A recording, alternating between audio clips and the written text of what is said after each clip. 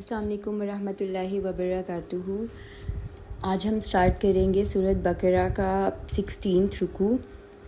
اعوذ باللہ من الشیطان الرجیم، بسم اللہ الرحمن الرحیم۔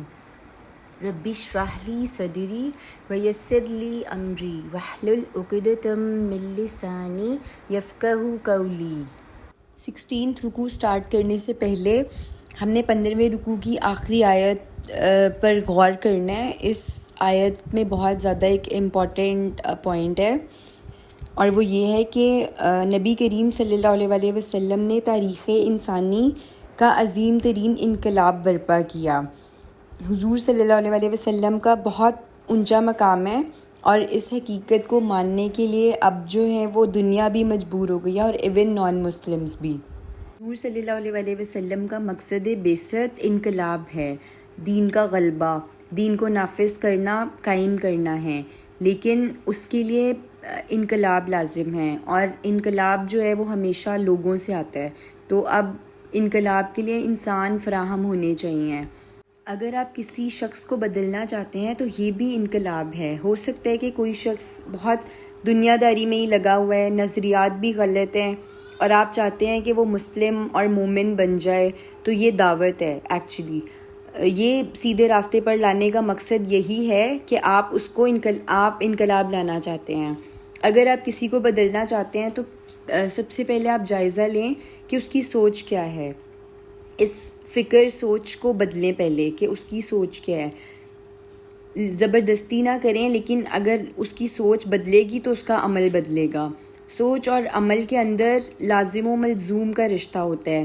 مطلب ایک نارمل انسان کے اندر کچھ مریض انسان بھی ہوتے ہیں جو کوئی کام کرنا تو چاہتے ہیں، لیکن ان کی قوت ارادی ساتھ نہیں دے رہی۔ اللہ کو بھی مانتے ہیں، آخرت کو بھی مانتے ہیں، لیکن پھر بھی ان کی طبیعت میں نظر نہیں آتا یہ۔ اور جبکہ ایک نارمل انسان، اس کا معاملہ یہ ہوگا کہ جو اس کی سوچ ہوگی اس کے عمل میں وہ ریفلیکٹ کرے گی۔ اگر اس کا عمل غلط ہے تو یقیناً اس کی سوچ بھی غلط ہوگی۔ یعنی اگر وہ یہ سوچے کہ جو عیش اور آرام مجھے مل سکتا ہے تو میں وہ لوں، حلال اور حرام یہ میں کن چکروں میں پڑا ہوا ہوں، تو یقیناً اس کا جو ہے وہ آخرت پہ یقین نہیں ہے، تبھی وہ اس طرح کا سوچ کے اس طرح کے ہی عمل کرے گا۔ لیکن اگر کسی کے دل میں اللہ پر ایمان اور آخرت پر ایمان ہے تو اب خود بخود اس کے عمل کی اصلاح ہوگی۔ اس کا نام ہے تزکیہ۔ تزکیہ یعنی نفس کا پاک ہو جانا۔ جب تزکیہ ہوگا تو جو غلط سوچیں اور غلط فکریں ہیں وہ خود بخود جھڑ جائیں گی اندر سے۔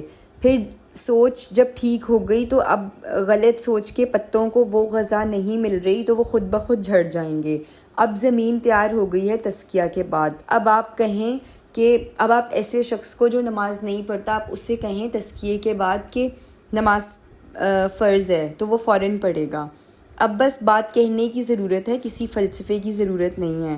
یعنی پہلے ایمان دلاؤ پھر احکام کے بارے میں بتاؤ۔ یہ پروسیس ہے انسان بدلنے کا۔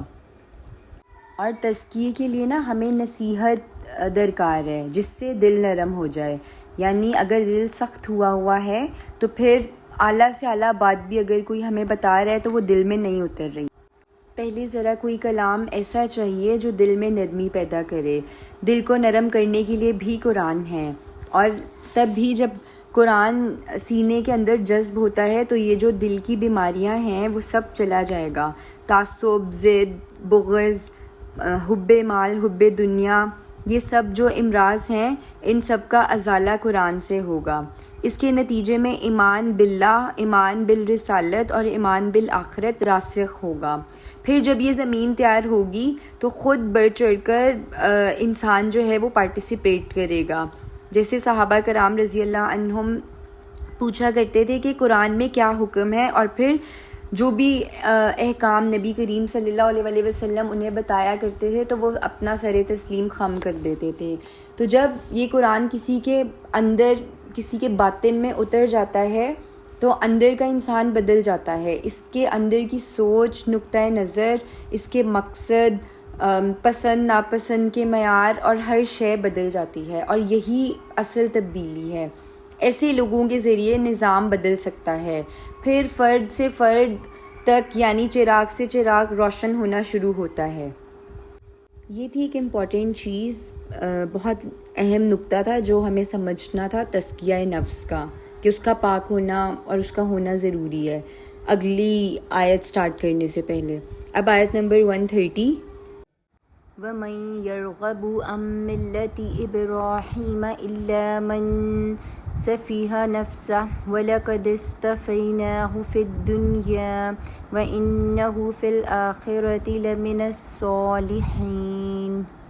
اور کون ہوگا جو ابراہیم علیہ السلام کے طریقے سے منہ موڑے، سوائے اس کے جس نے اپنے آپ کو حماقت ہی میں مبتلا کرنے کا فیصلہ کر لیا ہو، اور ہم نے تو اسے پسند فرما لیا تھا دنیا میں بھی، اور یقیناً آخرت میں بھی وہ ہمارے صالحین میں سے ہوں گے۔ جیسے سورۃ نساء کی ایک آیت میں ہے کہ سب سے پہلے بیس لائن صالحین کی ہوگی، اس سے اوپر شہداء، اس سے اوپر صدیقین کا مقام، اور پھر اس سے اوپر انبیاء کرام علیہ السلام کا مقام ہے۔ اب اس آیت میں ہے یرغبو ان، یعنی رغبت کا جو لفظ ہے نا وہ عربی زبان میں دو طرح سے استعمال ہوتا ہے، رغبہ الا اور رغبہ ان۔ رغبہ الا کا مطلب ہوتا ہے یعنی کسی شے کی طرف رغبت ہونا، محبت ہونا، اور رغبہ ان کا مطلب ہوتا ہے کہ کسی شے سے متنفر ہونا اور کسی شے کو چھوڑ دینا۔ تو یہاں پر شروع میں کیا ورڈ ہے؟ یرغبو ان، یعنی کہ منہ موڑنا، متنفر ہونا، یعنی ابراہیم علیہ السلام کے طریقے سے منہ موڑنا۔ آیت نمبر 131، اذ قال له ربه اسلم قال اسلمت لرب العالمین۔ جب بھی کہا اس سے اس کے رب نے فرما برداری اختیار کرو، تو اس نے کہا میں اپنا سر جھکاتا ہوں اس ہستی کے سامنے جو تمام جہانوں کا پروردگار ہے۔ اور اسلام کی اصل حقیقت یہی ہے کہ سر تسلیم خم کر دینا ہمتاً۔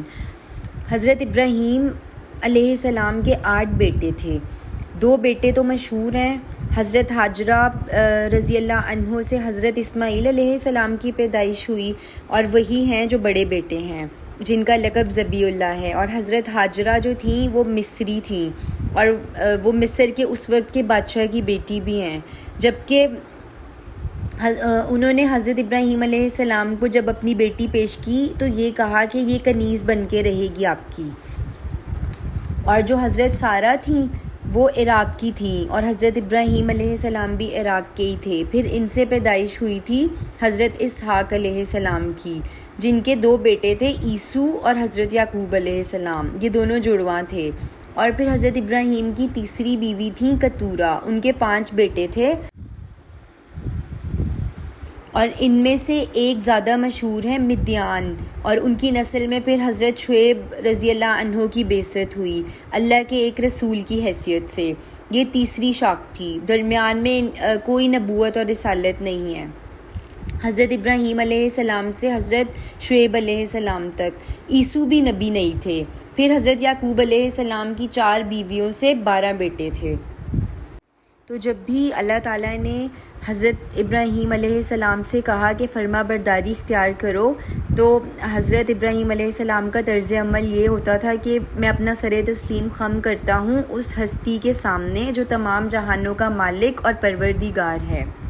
یہاں تک کہ اکلوتے بیٹے کو ذبح کرنے کا حکم آیا تو اس پر بھی سر تسلیم خم کر دیا۔ یہ حضرت ابراہیم علیہ السلام کے امتحانات کا آخری امتحان تھا جو اللہ تعالیٰ نے ان کا 100 برس کی عمر میں لیا، کیونکہ حضرت ابراہیم علیہ السلام نے بہت دعائیں مانگی تھیں حضرت اسماعیل علیہ السلام کے لیے، اور 87 ایئرس کے جب وہ تھے تو تب حضرت اسماعیل علیہ السلام پیدا ہوئے، اور اب وہ اس وقت 13 برس کے ہو گئے تھے تقریباً جب ان کو ذبح کرنے کا حکم ہوا، تو تب بھی حضرت ابراہیم علیہ السلام فوراً تیار ہو گئے۔ تو یہاں فرمایا جا رہا ہے کہ جب بھی ہم نے ابراہیم علیہ السلام سے کہا کہ ہمارا حکم مانو، تو اسے حکم برداری کے لیے ہمیشہ ہم نے تیار ہی پایا۔ اللہ تعالیٰ ہمیں بھی اس طرز عمل کی توفیق عطا فرمائے، آمین۔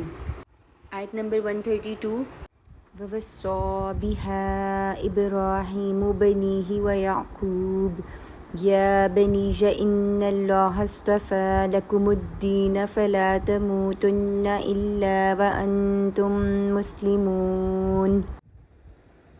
اسی کی وصیت کی تھی ابراہیم علیہ السلام نے اپنے بیٹوں کو اور یعقوب نے بھی، اے میرے بیٹو، اللہ نے تمہارے لیے یہی دین پسند فرمایا ہے، پس تم ہرگز نہ مرنا مگر مسلمان۔ یعنی اللہ تعالیٰ نے تمہارے لیے دین کو پسند کر لیا ہے، تو دیکھنا ہرگز موت نہ آنے پائے تمہیں مگر حالت فرما برداری میں۔ آیت نمبر 133، ام کنتم شہداء اذ حضر یعقوب الموت اذ قال لبنیہ ما تعبدون من بعدی قالوا نعبد إلهك وإله آبائك إبراهيم وإسماعيل وإسحاق إلها واحدا ونحن له مسلمون۔ کیا تم اس وقت موجود تھے جب آ دھمکی یعقوب پر موت، یعنی جب حضرت یعقوب علیہ السلام کی موت کا وقت آیا، اس وقت حضرت یعقوب علیہ السلام اور ان کے سب بیٹے حضرت یوسف علیہ السلام کے ذریعے مصر میں پہنچ چکے تھے۔ یہ سارا واقعہ سورہ یوسف میں بیان ہوا ہے۔ حضرت یعقوب علیہ السلام کا انتقال جو ہے وہ مصر میں ہوا تھا، تو دنیا سے رخصت ہونے سے پہلے انہوں نے اپنے 12 بیٹوں کو جمع کیا۔ آگے آیت کنٹینیو ہو رہی ہے، جب کہا اپنے بیٹوں سے کہ تم کس کی عبادت کرو گے میرے بعد، انہوں نے کہا ہم بندگی کریں گے آپ کے معبود کی اور آپ کے آبا ابراہیم علیہ السلام، اسماعیل علیہ السلام اور اسحاق علیہ السلام کے معبود کی، وہی ایک معبود ہے اور ہم سب اسی کی فرما برداری کرتے ہیں۔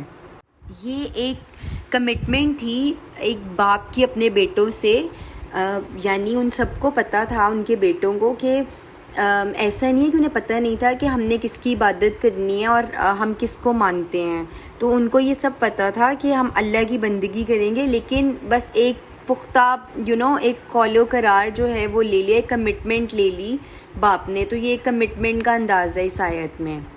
آیت نمبر 134، تلک امۃ قد خلت لها ما کسبت ولکم ما کسبتم ولا تسألون عما كانوا یعملون۔ یہ ایک جماعت تھی جو گزر چکی، یعنی ابراہیم، اسماعیل، اسحاق، یعقوب، یہ ایک جماعت ہے۔ ان کے لیے تھا جو انہوں نے کمایا اور تمہارے لیے ہوگا جو تم کماؤ گے۔ تم سے یہ نہیں پوچھا جائے گا کہ وہ کیا کرتے تھے، تم سے تو یہی پوچھا جائے گا کہ تم کیا کر کے لائے ہو۔ یعنی یہاں پہ یہ ایک جماعت تھی جو آیا ہے، اس کا مطلب یہ ہے کہ ایک ہی جماعت تھی، ابراہیم کی نسل ہی تھی، اسماعیل، اسحاق، یعقوب، لیکن انہوں نے 2 جماعتیں بنایا اس کو۔ انہوں نے حضرت اسماعیل علیہ السلام کا کتاب میں سے ذکر نکالنے کی کوشش کی تھی اور تاریخ میں سے ان کا ذکر ہی ختم کرنے کی کوشش کی تھی، اور انہوں نے ذبیح اللہ کا جو لقب ہے وہ حضرت اسحاق کو اس میں دیا تھا توریت میں۔ یعنی بہت زیادہ انہوں نے چینجز کی تھی اپنے پاس سے توریت میں۔ حضرت اسماعیل علیہ السلام کا انہوں نے ذکر ختم کرنے کی کوشش کی تھی بالکل، اور حضرت اسحاق کو ان کا لقب دینے کی کوشش کی۔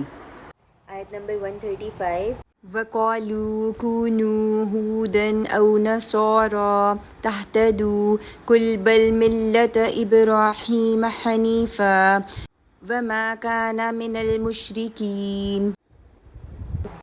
اور وہ کہتے ہیں یا تو یہودی ہو جاؤ یا نصرانی، تو ہدایت پر ہو جاؤ گے۔ اے نبی صلی اللہ علیہ وآلہ وسلم کہہ دیجئے نہیں، بلکہ ہم تو پیروی کریں گے ابراہیم کے طریقے کی بالکل یکسو ہو کر، اور وہ مشرکوں میں سے نہیں تھے۔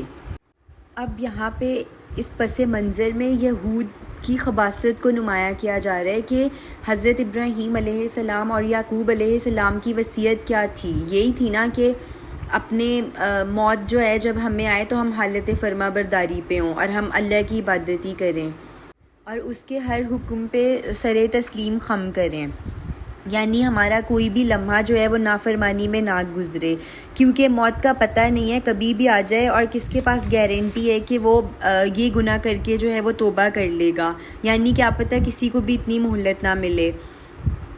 جیسے ایک بہت بڑے شاعر تھے اور وہ مے خانے سے نکلے نشے میں دھن، تو وہ ٹکرا کر نالے میں گر گئے اور اسی حالت میں ان کی موت واقع ہو گئی۔ تو یہ ہے کہ آپ نے حالت فرما برداری میں ہونا ہے اور اسی میں آپ کو جو ہے وہ یعنی آپ کو موت تب آئے۔ یہ ان کا ایک نصیحت تھی، کمٹمنٹ تھی اپنے بیٹوں سے کہ اللہ تعالیٰ نے تمہارے لیے جو دین پسند کیا ہے تو دیکھنا ہرگز موت نہ آنے پائے تمہیں مگر حالت فرما برداری میں۔ یہ ان کی وصیت تھی۔ اور یہ جو اس وقت کے یہود اور نصارہ تھے ان کا رویہ یہ تھا کہ وہ کیا کہتے تھے کہ یا تو یہودی ہو جاؤ یا پھر نصرانی ہو جاؤ، تب تم لوگ ہدایت پہ ہوگے۔ اور اس آیت میں ورڈ آیا ہے حنیفہ۔ حنیفہ کا مطلب ہوتا ہے یکسو ہو کر ابراہیم علیہ السلام کی ملت اختیار کی جائے، یعنی حضرت ابراہیم علیہ السلام کے طریقے کو اختیار کیا جائے۔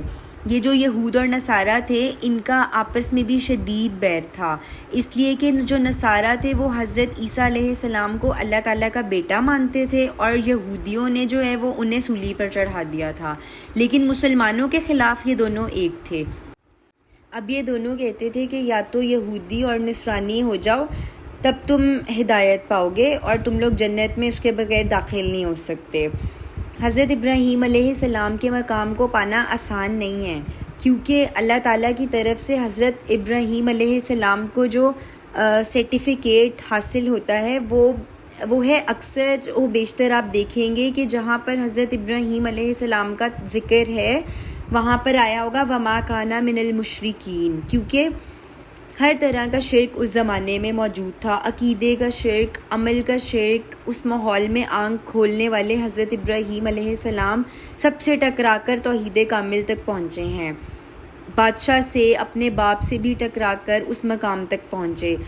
اسی طرح سے اگر غیر اللہ کی محبت سینے میں غالب آ جائے تو آپ بھی مشرک ہیں، یعنی اگر دولت کی محبت بھی ہے اللہ تعالیٰ سے اوپر، یعنی آپ کو غالب آ گئی ہے دولت کی محبت، تو پھر آپ بھی مشرک ہیں۔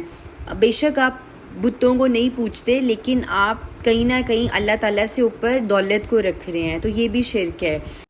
آیت نمبر 136، قولوا آمنا باللہ وما انزل الینا وما انزل الی ابراہیم واسماعیل واسحاق ویعقوب والاسباط وما اوتی موسیٰ وعیسیٰ وما اوتی النبیون من ربہم لا نفرق بین احد منہم ونحن لہ مسلمون۔ کہو ہم ایمان رکھتے ہیں اللہ پر اور جو کچھ نازل کیا گیا ہماری جانب اور جو کچھ نازل کیا گیا ابراہیم، اسماعیل، اسحاق، یعقوب اور اولاد یعقوب کی طرف، اور جو کچھ دیا گیا موسیٰ اور عیسیٰ کو اور جو کچھ دیا گیا تمام نبیوں کو ان کے رب کی طرف سے، ہم ان میں سے کسی کے مابین تفریق نہیں کرتے اور ہم اسی کے فرما بردار ہیں۔ اب مسلمانوں کو یہ حکم دیا جا رہا ہے کہ یہود و نصارہ جو بھی کہتے ہیں تم ان کے جواب میں یہ کہو، دعوت کے مقابلے میں دعوت آنی چاہیے۔ وہ شرک کی دعوت دے رہے ہیں، اے مسلمانوں تم توحید کی دعوت دو۔ وہ یہودیت و نصرانیت کی دعوت دے رہے ہیں تو تم ملت ابراہیم کی دعوت دو۔ اب یہاں پہ آپ نوٹ کریں ملت محمد صلی اللہ علیہ وسلم کی بات نہیں ہو رہی، اس لیے کہ آپ صلی اللہ علیہ وسلم تو اس وقت موجود ہیں، آپ صلی اللہ علیہ وسلم سے ان کو کسی قسم کا بغض ہے، لیکن چونکہ ابراہیم علیہ السلام جو ہیں وہ قدر مشترک ہیں، یعنی اگر دعوت جو ہے وہ ایک ایک کامن پوائنٹ ہو کوئی، تو بات جو ہے اس کا جو نتیجہ ہوتا ہے وہ میننگ فل ہوتا ہے۔ یعنی جب بھی گفتگو ہم کریں تو اگر کوئی چیز ہمیں سب سے پہلے یہی تلاش کرنی چاہیے کہ ہم کسی کو اگر دعوت دے رہے ہیں تو کیا ایسی کامن چیز ہو سکتی ہے جس کے اوپر جو ہے وہ بات سے بات آگے بڑھے۔ تو جب کوئی کسی تسلسل سے ہم کوئی بات کرتے ہیں تو وہ قابل قبول ہوتی ہے، لیکن اگر آپ ایک خاص شے کو پن پوائنٹ کر کے اسی پر ضرب لگاتے رہیں گے تو اس سے نتیجہ نہیں نکلے گا، لیکن اگر اسی کو ایک مجموعی انداز میں ایک کلیکٹیو پیکیج میں لے کر آئیں گے تو آسانی سے بات قابل قبول ہو سکتی ہے۔ ظاہر سی بات ہے کہ جو شخص ہر دھرمی پر اترا ہوا ہے تو وہ کسی صورت نہیں مانے گا، لیکن آپ کی کوشش یہ ہے کہ جس میں کسی درجے میں بھی قبولیت حق ہے اس سے آپ لوز نہ کریں، تاکہ وہ کم سے کم اپنے دل میں یہ بات کا اقرار تو کرے کہ یہ معقول ہے، صحیح بات کر رہے ہیں، تو دعوت جو ہے وہ اسی طرح سے دینی چاہیے۔ اب دیکھیے جیسے یہاں پہ ملت ابراہیم کا لفظ آیا ہے، کیونکہ حضرت ابراہیم علیہ السلام جو ہیں وہ مشترک ہیں، کامن ہیں ہمارے میں بھی، یعنی بنی اسماعیل میں بھی اور بنی اسرائیل میں بھی، تو ان کو ہم نے بیس بنا کے جو ہے ہم انہیں دعوت دے رہے ہیں تاکہ بات میننگ فل ہو۔ اور آیت میں ہے کہ ہم ان میں سے کسی کے مابین تفریق نہیں کرتے، یعنی تمام نبیوں کو جو کچھ ان کے رب کی طرف سے دیا گیا ہے ہم ان میں سے کسی میں تفریق نہیں کرتے۔ تو یہ بات ایک یاد رکھیں کہ رسولوں میں ایک دوسرے پر فضیلت تو ہے لیکن تفریق نہیں ہے، یعنی تفریق ہم ان میں نہیں کر سکتے، اگر کوئی تفریق کرے گا تو وہ کفر ہے۔ تفریق کا مطلب ہوتا ہے علیحدہ کرنا، یعنی تفریق مطلب ایک رسول کو مانے اور ایک کو نہ مانے، یہ تفریق ہوتی ہے۔ اور اس کے مقابلے میں ایک لفظ ہے تفضیل، یعنی اس کے معنی ہے کہ ایک دوسرے پر فضیلت دینا، یعنی انبیاء کرام کو ایک دوسرے پر فضیلت تو ہے، یہ قرآن مجید سے بھی ثابت ہے کہ فضیلت ہے، لیکن تفریق نہیں ہے۔ یعنی جیسے یہ یہود کرتے تھے کہ نبی کریم صلی اللہ علیہ وسلم کو نہیں مانتے تھے، باقی حضرت موسیٰ کو مانتے تھے، حضرت عیسیٰ کو بھی نہیں مانتے تھے، تو یہ تفریق کرتے تھے، لیکن تفریق جو ہے وہ الاؤڈ نہیں ہے، وہ کفر ہے۔ اور تفضیل یعنی فضیلت جو ہے وہ ایک دوسرے رسولوں میں ایک دوسرے پر فضیلت تو ہے، اور یہ قرآن مجید سے بھی ثابت ہے۔ آیت نمبر 137، فَإِنْ آمَنُوا بِمِثْلِ مَا آمَنْتُمْ بِهِ فَقَدِ اهْتَدَوْا وَإِنْ تَوَلَّوْا فَإِنَّمَا هُمْ فِي شِقَاقٍ فَسَيَكْفِيكَهُمُ اللَّهُ وَهُوَ السَّمِيعُ الْعَلِيمُ۔ اے مسلمانوں، اگر یہ اس طور سے ایمان لائیں جس طور سے تم ایمان لائے ہو، یعنی کسی نبی کا انکار نہ ہو، حق و باطل میں کوئی کمپرومائز نہ ہو، تب وہ ہدایت پر ہوں گے۔ اب یہ اس بات کا جواب ہے جب انہوں نے کہا تھا کہ اگر تم یہودی یا نصرانی ہو تب ہدایت پر ہو۔ آگے آیت کنٹینیو، اور اگر وہ پیٹھ پھیر لیں پھر چاہے یہ کتنا ہی اپنے خلوص کی قسمیں کھائیں، لیکن جان لو یہ بغض میں ہیں، عداوت ان میں پیدا ہو گئی ہے اور یہ ماننے والے نہیں ہیں۔ تو اے محمد صلی اللہ علیہ وآلہ وسلم، آپ صلی اللہ علیہ وآلہ وسلم مطمئن رہیے، اللہ ان سب کی دشمنیوں کے مقابلے میں آپ صلی اللہ علیہ وآلہ وسلم کی مدد کے لیے کافی ہے۔ یعنی چاہے مسلمانوں میں سے بھی کچھ لوگ ان کی چاپلوسیانہ گفتگو سے متاثر ہو جائیں، آپ صلی اللہ علیہ وآلہ وسلم مطمئن رہیے، اللہ آپ کے لیے ان کے مقابلے میں کافی رہے گا، اور وہ سب کچھ سننے والا اور سب کچھ جاننے والا ہے۔ جیسے ایک شعر میں ہے، کیا غم ہے اگر ساری خدائی ہے مخالف، کافی ہے اگر ایک خدا میرے لیے ہے۔ یعنی یہ توحید کا وہ تقاضا ہے کہ اگر اللہ میرے ساتھ ہے تو مجھے کوئی فکر، کوئی اندیشہ نہیں ہے۔ پھر انسان مشکل سے مشکل حالات میں بھی نکل جاتا ہے۔ اگر آپ اللہ کے ساتھ مخلص ہیں تو آپ کو یقین ہونا چاہیے کہ اللہ یقیناً آپ کی مدد کرے گا۔ ہاں، اگر آپ اللہ کے ساتھ کوئی چال بازی کریں گے تو آپ کا ضمیر آپ کو بتا دے گا، تو ایسے شخص کو اللہ کی کوئی مدد نہیں۔ اسی شخص کو اللہ کی مدد کا یقین ہوگا جو اللہ کے ساتھ مخلص ہے۔ فَسَيَكْفِيكَهُمُ اللَّهُ وَهُوَ السَّمِيعُ الْعَلِيمُ۔ اس آیت کے بارے میں ایک چیز نوٹ کریں، حضرت عثمان رضی اللہ عنہ شہادت کے وقت قرآن مجید کے جس نسخے پر تلاوت فرما رہے تھے اس میں ان الفاظ پر خون کا دھبا آج بھی موجود ہے۔ فَسَيَكْفِيكَهُمُ اللَّهُ کا ورڈ تھا، وہ نسخہ آج بھی پریزروڈ ہے۔ اور جب ان کو شہید کرنے کی کوشش کی تھی باغیوں نے، اور جب شہید کیا تھا تو حضرت عثمان رضی اللہ عنہ کی جو زوجہ محترمہ تھیں حضرت نائلہ رضی اللہ عنہ، تو انہوں نے ان کو بچانا چاہا تو ان کی انگلیاں کٹ گئی تھیں، تو ان کا خون تھا وہ۔ آیت نمبر 138، صبغۃ اللہ ومن احسن من اللہ صبغۃ ونحن لہ عابدون۔ ہم نے تو اختیار کر لیا ہے اللہ کے رنگ کو، اور اللہ کے رنگ سے بہتر اور کس کا رنگ ہوگا، اور ہم تو بس اسی کی بندگی کرنے والے لوگ ہیں۔ اب یہاں عبادت ہے، اسلام کے معنی ہے اطاعت۔ عبادت کیا ہے؟ عبادت مطلب جب اطاعت شدید محبت خداوندی کے جذبے سے کی جا رہی ہو، ہمہ وقت اطاعت ہمتاً اطاعت۔ عبادت کی اصل حقیقت کیا ہے؟ یہ ابن تیمیہ اور حافظ ابن طیب رحم اللہ نے اس کی ڈیفینیشن دی ہے، اور وہ یہ ہے کہ اللہ کے سامنے اپنے آپ کو بچھا دینا، انتہا درجے کا اللہ کے سامنے جھکاؤ اور اس سے انتہا درجے کی محبت، تو پھر اللہ کا رنگ ہوگا۔ یعنی ہم نے تو خالص بغیر کسی ملاوٹ کے اللہ تعالیٰ کی عبادت کو قبول کر لیا ہے۔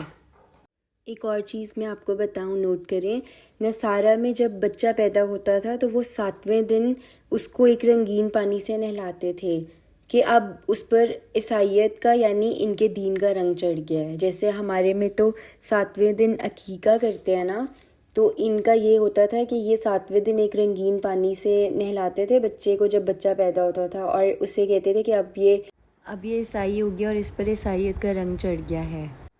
آیت نمبر 139، قُلْ أَتُحَاجُّونَنَا فِي اللَّهِ وَهُوَ رَبُّنَا وَرَبُّكُمْ وَلَنَا أَعْمَالُنَا وَلَكُمْ أَعْمَالُكُمْ وَنَحْنُ لَهُ مُخْلِصُونَ۔ اے نبی صلی اللہ علیہ وسلم، ان سے کہیے، کیا تم ہم سے جھگڑ رہے ہو اللہ کے بارے میں، حالانکہ وہی ہمارا رب بھی ہے اور تمہارا رب بھی، ہمارے لیے ہمارے اعمال ہیں، تمہارے لیے تمہارے اعمال ہیں، اور ہم تو خالص اسی کے ہیں۔ یعنی کہ ہم اس کے لیے اپنے آپ کو اور اپنی بندگی کو خالص کر چکے ہیں۔ ایک چیز نوٹ کریں یہاں پہ، آیت نمبر 136، 138 اور 139، ان تینوں کے اینڈ پہ کیا ورڈز آ رہے ہیں؟ وَنَحْنُ لَهُ مُسْلِمُونَ، یعنی ہم اسی کے سامنے سر تسلیم خم کرتے ہیں، اس میں ہم بھی شامل ہیں۔ اس کے بعد آیت نمبر 138 اینڈ کہاں پہ ہو رہی ہے؟ وَنَحْنُ لَهُ عَابِدُونَ، اور ہم اسی کی بندگی کرتے ہیں۔ یعنی صرف اسلام نہیں بلکہ عبادت، یعنی پوری زندگی میں اس کے ہر حکم کی پیروی اور اطاعت درکار ہے۔ اس سے آگے کیا بات ہوئی 139 میں؟ وَنَحْنُ لَهُ مُخْلِصُونَ، یعنی اور ہم تو خالص اسی کے ہیں۔ یہ عبادت اگر اخلاص کے ساتھ نہیں ہے تو منافقت ہے، یعنی کہ اس عبادت سے کوئی دنیاوی فائدہ پیش نظر نہ ہو۔ جیسے ایک حدیث کا مفہوم ہے، رسول اللہ صلی اللہ علیہ وسلم نے فرمایا، جس نے دکھاوے کے لیے نماز پڑھی اس نے شرک کیا، جس نے دکھاوے کے لیے روزہ رکھا اس نے شرک کیا، اور جس نے دکھاوے کے لیے صدقہ و خیرات کیا اس نے شرک کیا۔ آیت نمبر 140، ام تقولون ان ابراہیم واسماعیل واسحاق ویعقوب والاسباط كانوا هودا أو نصارى قل أأنتم أعلم أم الله ومن أظلم ممن كتم شهادة عنده من الله وما الله بغافل عما تعملون۔ کیا تمہارا کہنا یہ ہے کہ ابراہیم، اسماعیل، اسحاق اور یعقوب اور ان کی اولاد سب یہودی تھے یا نصرانی تھے؟ اے نبی صلی اللہ علیہ وسلم، کہیے، تم زیادہ جانتے ہو یا اللہ؟ اور اس شخص سے بڑھ کر ظالم اور کون ہوگا جس کے پاس اللہ کی طرف سے ایک گواہی تھی جسے اس نے چھپا لیا، اور اللہ ہرگز غافل نہیں ہے اس سے جو تم کر رہے ہو۔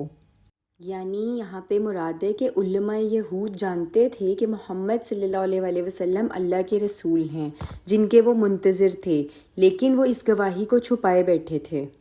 یہاں ان سے کہا جا رہا ہے کہ تمہارے پاس ایک گواہی ہے، اور وہ گواہی ہے محمد صلی اللہ علیہ وسلم کی۔ تمہاری اپنی کتابوں میں وہ ساری پیشین گوئیاں درج ہیں کہ جن کا مصداق محمد صلی اللہ علیہ وسلم اور قرآن ہیں، تم انہیں چھپا رہے ہو۔ حضرت محمد صلی اللہ علیہ وسلم نئی شریعت لے کر آئے ہیں، جیسے کہ حضرت موسیٰ علیہ السلام لے کر آئے تھے۔ پیشین گوئیاں موجود ہیں، ان کے علماء ایسے پہچانتے ہیں محمد صلی اللہ علیہ وسلم کو جیسے کہ اپنے بیٹوں کو پہچانتے ہیں، لیکن جانتے بوجھتے حق کو چھپا رہے تھے۔ یہ ان کی ہٹ دھرمی ہے، وہ بغض میں، شقاق میں مبتلا ہیں۔ اس شخص سے بڑھ کر ظالم کون ہوگا جس نے اللہ کی گواہی جو اس کے پاس تھی اسے چھپا لیا۔ حضور صلی اللہ علیہ وسلم کا معاملہ تو پھر حضور صلی اللہ علیہ وسلم کا معاملہ ہے۔ یہاں پہ تو تاریخی طور پر ثابت ہے کہ حضرت عمر رضی اللہ عنہ کا حلیہ مبارک توریت میں موجود ہے، اس لیے عیسائیوں نے بیت المقدس کے دروازے بغیر لڑے بھیڑے کھول دیے جب حضرت عمر رضی اللہ عنہ پہنچے ہیں مدینے سے سفر کر کے۔ وہ حضرت عمر رضی اللہ عنہ کا حلیہ دیکھ کر اپنی کتاب سے ملاتے چلے گئے کہ ہاں یہی ہے وہ شخص جس کے بارے میں ہماری کتاب میں درج تھا کہ بیت المقدس ان کے ہاتھ سے فتح ہوگا۔ حضرت ابو عبیدہ تھے وہاں پہ اس وقت کمانڈر اس محاذ پر۔